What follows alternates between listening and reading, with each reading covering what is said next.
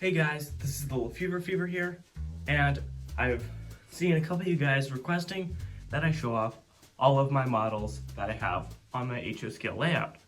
So that's what this video is. And we are starting off today with, clear my throat here, passenger cars in the rolling stock category. So first we do have here, it is just a standard heavyweight Santa Fe passenger car. I believe it's 80 foot. Set that one there for now. And then the only other piece of Santa Fe that I have is this baggage car here. And there's something loose around on the inside. You can see through there. And if I, something slides in there and blocks it. So you can hear the click of it. There we go. Something's in there. Set that to the side. And then let's move on to next. My newer cars here, or newer to me, would be my set of 4 Milwaukee Road cars. This is the baggage car with the onboard post office. That one there. Then another basic passenger car, just pretty standard. All of my cars are just simple heavyweight cars. This one is a diner, and now there's still no interior to any of these Milwaukee Road ones, but they all look fairly similar from the outside. It's just the window layout. And here we do have the actual observation car, so it does actually have that style of deck on it, and you do see the curtain around it. There are some obscured windows in the back. And that concludes the first section of our video. Now on to the boxcars.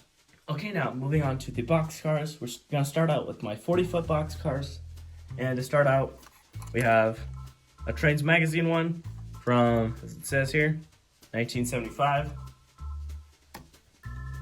Another 40-foot. The next two after this will also be 40-foot here. This one does have the track cleaning car extension on it, so that does droop down. Does have sliding doors and packages on the inside. Yep. Next, we have our Gerbers. It's an old Tyco one, so wood-sided, or it's supposed to model that. And then, fairly new to me, we have the Purina. Yep. Also fairly simple, just like the Tyco.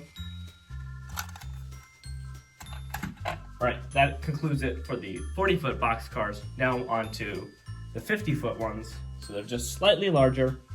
I'm going to start out with my, again, fairly new Milwaukee Road damage-free boxcar. Fairly simple detailing on it, not much. Set that one there. Then 2 more Milwaukee Road cars. Let's start with this one. Oop, if it focuses. Here you go. This one actually has a, if I get these closer, you see, these ones are actually brown compared to the other ones being black. And the treadway is not painted. So if you can look here, treadway painted, and the wheels are black. Now on to Southern Pacific. Hydro cushion. Both doors are sliding doors. They open up fairly easily.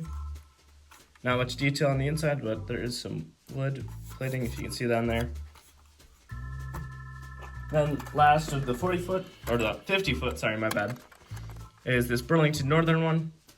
It's an old Tyco, not terribly detailed or anything. Okay, that concludes the section on the 50-foot.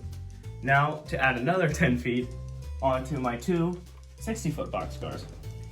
So starting out here, I have a Union Pacific Fruit Express. It is a reefer, as the name would imply. White roof, no sliding doors, no nothing, but it does have newer style couplers on it.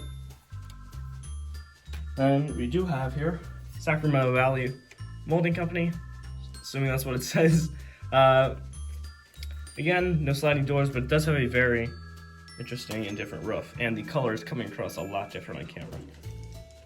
Alright, put that one down. Okay. This one is our last one, and it is the only extended height car. It's 70 feet long, and my Santa Fe piece This is actually the first piece of HO anything I've gotten, you know, whether that be a locomotive or a rolling stock. This was the first out of all of it. There you go. There's that for you. And that is the end of the boxcar section. Now moving on to hoppers. Starting into the hopper section here, we do have a Monsanto's covered chemical hopper, and it is 4 bays. It is, I believe, from Lifelike, and horn hooks and everything. And there we go. Set that one there. Then we do have a 40-foot coal hopper, and this one actually turned into, it has a Katy coupler on one end and then the horn hook on the other, so it can go between the couplers. The load does come out, but there is just a weight underneath it. We got it right.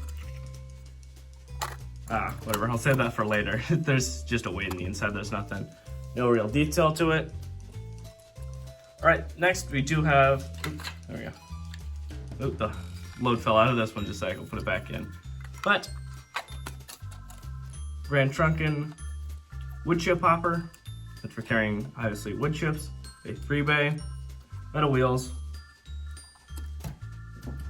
And then my newest of all the hoppers is from the Rock Island. It's a Walthers, really well detailed. You know, metal wheels. This one's a 4-bay instead of the 3-bay. No load in it, but you can easily see the inside then. Right, that includes all of the hoppers that I have. The next section here is gondolas and flat cars combined.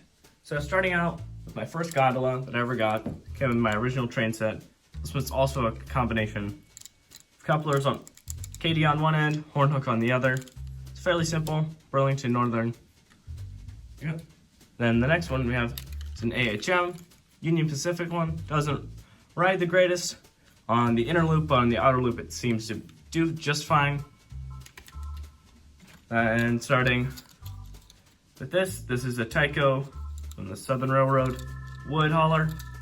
I don't actually have any load for it, so that kind of means I can put anything that I want into it. I am looking for more of these or other things like them, so I can actually get more of a rake.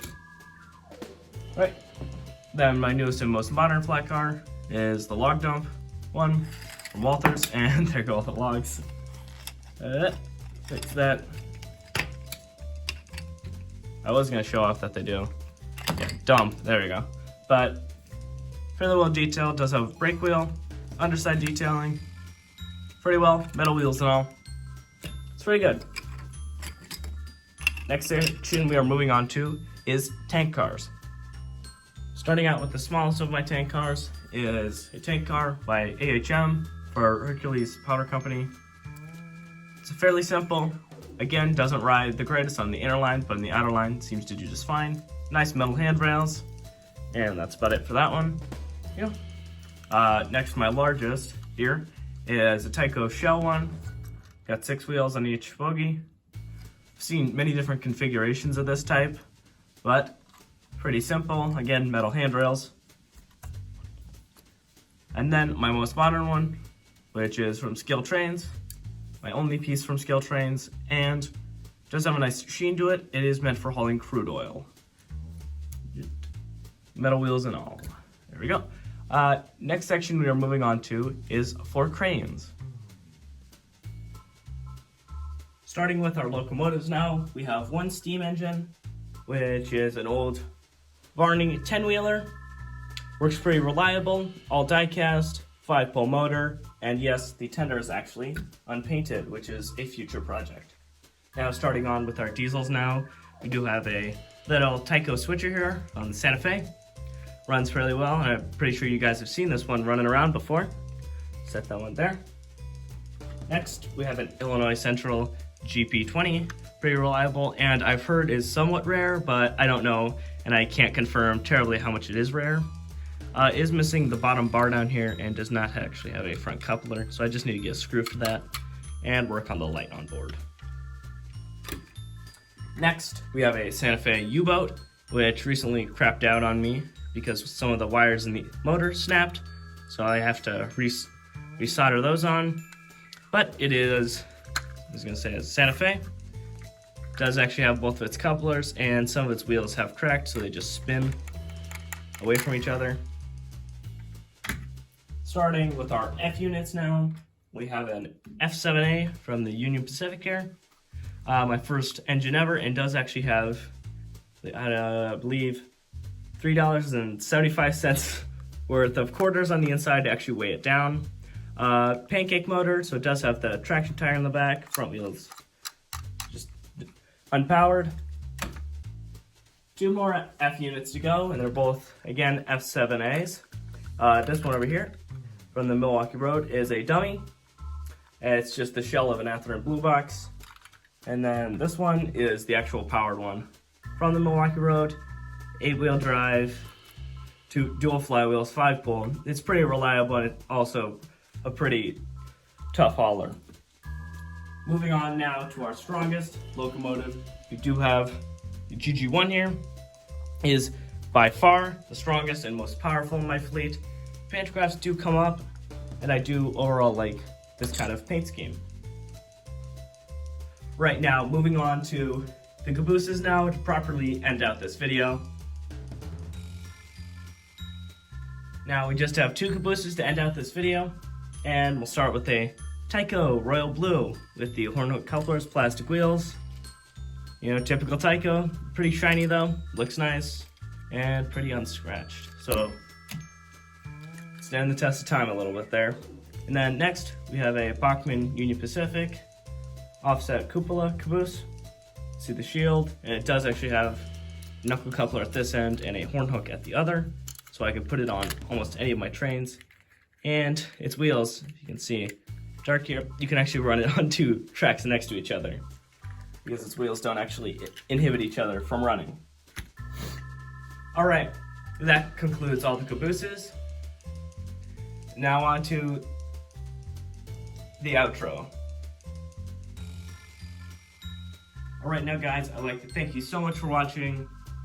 Click the like button if you like this video. Consider subscribing. Of course, you don't have to. All right, I'll see you guys next time. Thank you guys so much again, and bye-bye.